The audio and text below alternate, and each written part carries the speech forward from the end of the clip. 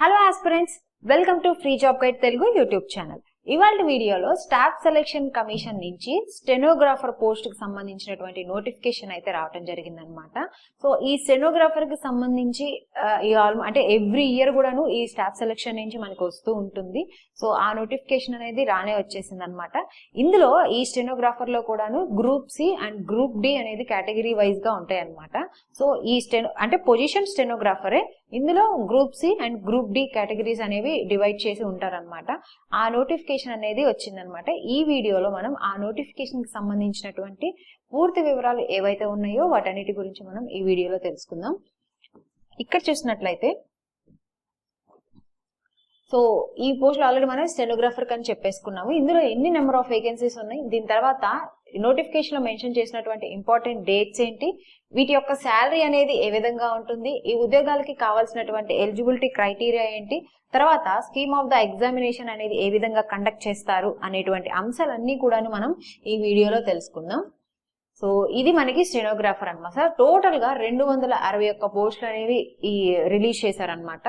So వీరి యొక్క salary చూసుకున్నట్లయితే as per 7th pay commission ప్రకారం స్టెనోగ్రాఫర్ గ్రేడ్ సి పోస్ట్ కు సంబంధించి పర్ మంత్ అనేది 51,000 రూపాయలు అనేది వీరి యొక్క శాలరీ అనేది ఉంటుంది.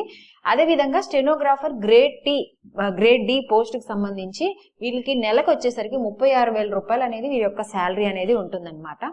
సో ఇది అంటే బోత్ 7th పే కమిషన్ ప్రకారమే వీళ్ళ అంటే ఈ రెండు గ్రేడ్లకు సంబంధించి శాలరీ అనేది ఈ విధంగా ఉంటుందన్నమాట. ఎలిజిబిలిటీ కనుక చూసుకున్నట్లయితే candidates must have passed 12th standard are it's equivalent అని చెప్పేసి అని ఇచ్చారు. సో ఎక్కడంటే బిఫోర్ ద డేట్ అంటే ఆగస్ట్ 1 నాటికి వాళ్ళు 12th స్టాండర్డ్ అంటే ఇంటర్మీడియట్ అనేది కంప్లీట్ చేసి ఎవరైతే ఉంటారో వాళ్ళందరూ కూడాను ఈ ఉద్యోగాలకు అప్లై చేసుకోవచ్చు. దీని తర్వాత అప్లికేషన్ ఫీ కనుక చూసుకున్నట్లయితే ఎవరైతే జనరల్ ఓబీసీ క్యాండిడేట్స్ ఉంటారో వాళ్ళందరికీ కూడాను 100 రూపాయలు అనేది అప్లికేషన్ ఫీ ఉంటుంది.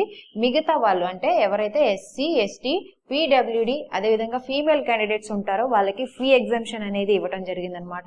మిగతా వాళ్ళు ఎవరు కూడాను ఫీ అనేది పే చేయాల్సినంత అవసరం లేదు. ఎవరైతే జనరల్ ఓబీసీ క్యాండిడేట్స్ ఉంటారో వాళ్ళు మాత్రం 100 రూపీస్ అనేది అప్లికేషన్ ఫీ అనేది పే చేయాల్సి ఉంటుంది. దీని తర్వాత ఏజ్, ఈ ఉద్యోగాలకు సంబంధించి ఏజ్ కనుక చూసుకున్నట్లయితే గ్రేడ్ సి పోస్టులకు సంబంధించి మినిమం 18 ఇయర్స్ ఉండాలి, మాక్సిమం వచ్చేసరికి 30 ఇయర్స్ అనేది ఉండాలన్నమాట. దీంతో పాటు ఏజ్ రిలాక్సేషన్ అనేది ఉంటుంది. యాజ్ పర్ గవర్నమెంట్ రూల్స్ ప్రకారం ఈ గ్రేడ్ సి కి సంబంధించి మినిమం వచ్చేసరికి 18 ఇయర్స్ ఉండాలి, మాక్సిమం వచ్చేసరికి 30 ఇయర్స్ ఉండాలి విత్ రెస్పెక్టివ్ ఏజ్ రిలాక్సేషన్స్ అనేది ఉంటుందన్నమాట. అదే విధంగా గ్రేడ్ సి గనక చూసుకున్నట్లయితే మినిమం 18 ఇయర్స్ ఉండాలి, మాక్సిమం వచ్చేసరికి 27 ఇచ్చారనమాట.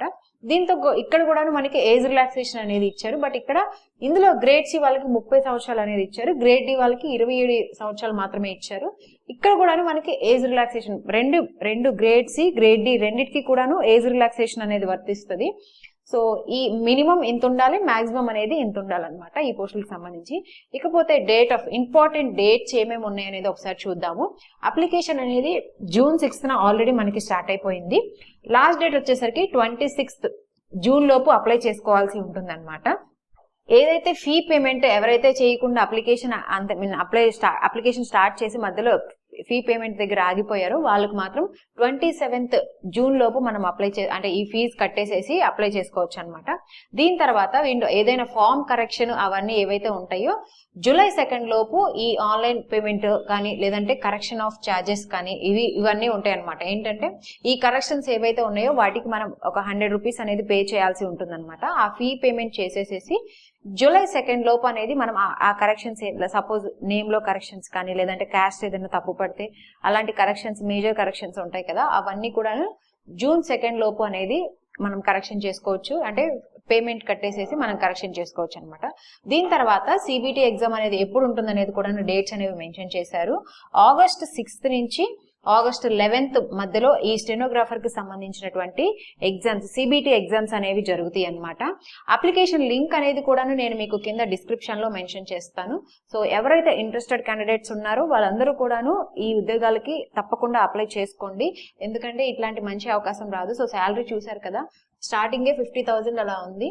సో కాబట్టి ఎవరు కూడాను ఈ అవకాశాన్ని వదిలిపెట్టుకోవద్దు. సో ఇది ఈ నోటిఫికేషన్ కి సంబంధించినటువంటి పూర్తి వివరాలు. సో ఇలాంటి అప్డేట్స్ అన్ని కూడా నేను మీకు ఎప్పటికప్పుడు టెలిగ్రామ్ ఛానల్లో పోస్ట్ చేస్తూ ఉంటాను. టెలిగ్రామ్లో ఎవరైతే జాయిన్ అవ్వలేదో వాళ్ళందరికీ నేను కింద డిస్క్రిప్షన్లో లింక్ అనేది మెన్షన్ చేస్తాను, మీరు టెలిగ్రామ్ ఛానల్లో జాయిన్ అవ్వచ్చు. ఇలాంటి మరిన్ని జాబ్ అప్డేట్స్ కోసం please follow our free job guide Telugu YouTube channel. Thank you.